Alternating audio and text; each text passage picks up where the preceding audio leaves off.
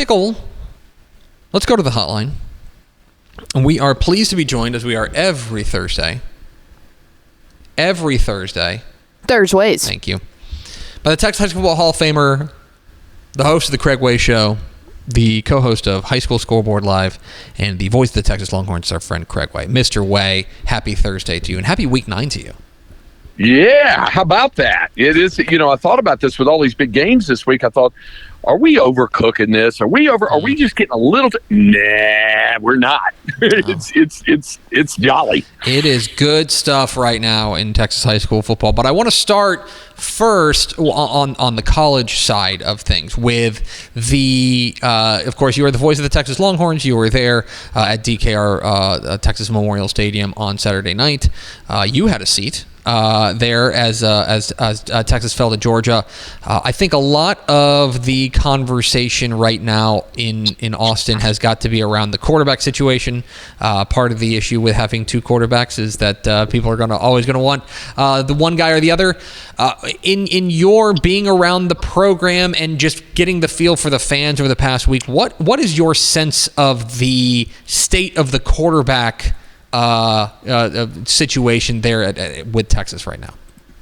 Well, from some of the fans' perspective, it's the usual torches and pitchforks at the gates. There's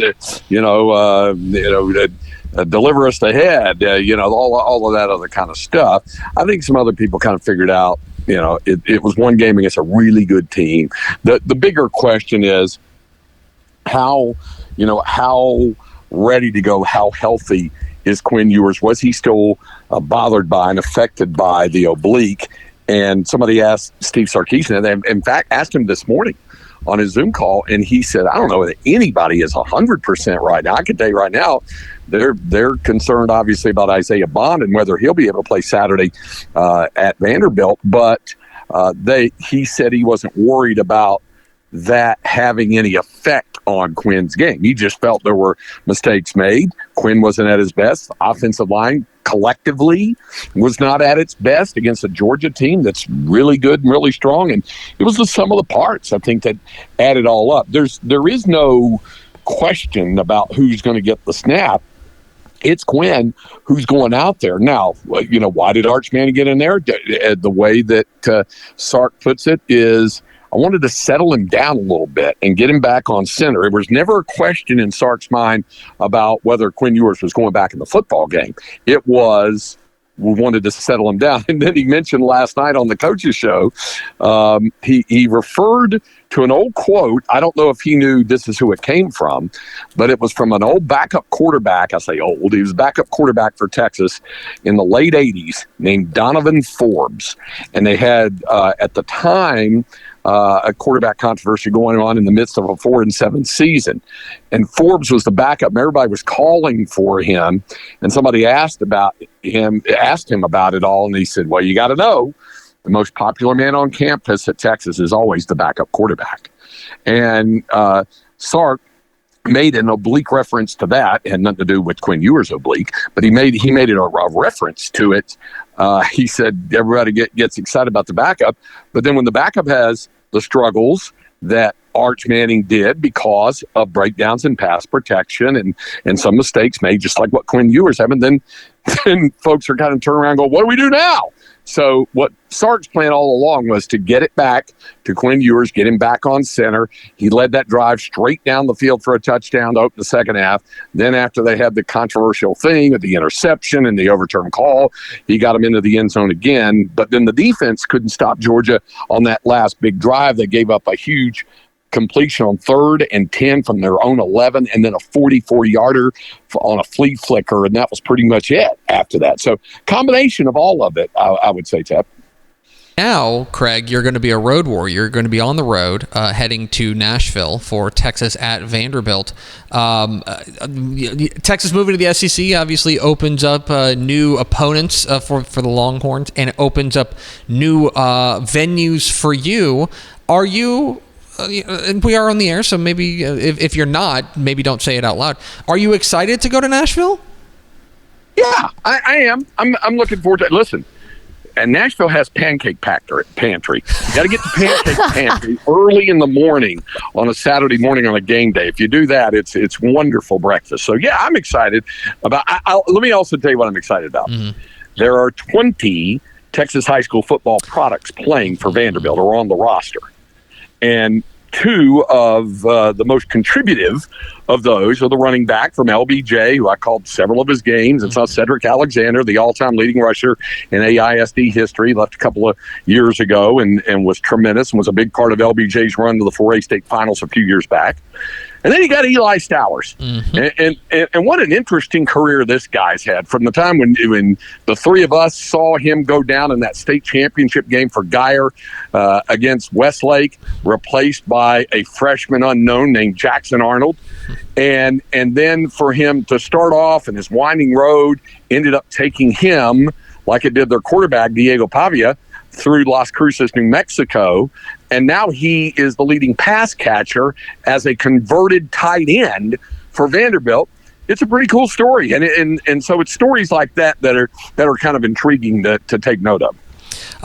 It's the Texas Football Hall of Famer Craig Wade joining us here at Texas Football Today. Get involved in the conversation, hashtag TF Today. All right, Craig, it's on to the high school football ranks where we around here have been giddy, just absolutely buzzing about Week 9. And you are, I appreciate our relationship because I am the excitable, naive, silly, young idiot who will get excited at the drop of a hat for anything coming across your path. And you are the wizened, veteran, sage, wisdom. Do you see how he was just trying to call himself young? That's here? Not what I'm that saying seems here. like the whole agenda. What I'm saying here, Craig, is that I'm looking at Week 9 of the Texas high school football regular season, and I'm having a hard time remembering a week of the regular season like we've got on tap this week.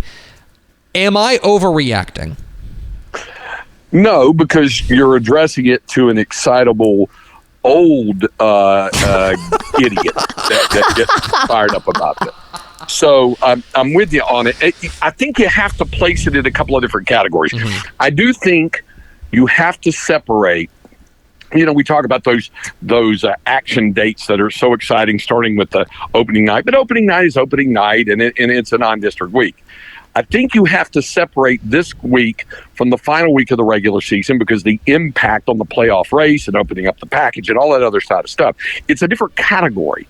But when you can have so many impactful games on one given late in the regular season week, we know there's 2 weeks to go after this, but to have that many really big games to where you have to create tiers of here's a second tier of really good games, here's a third tier of really good games, then you have something special.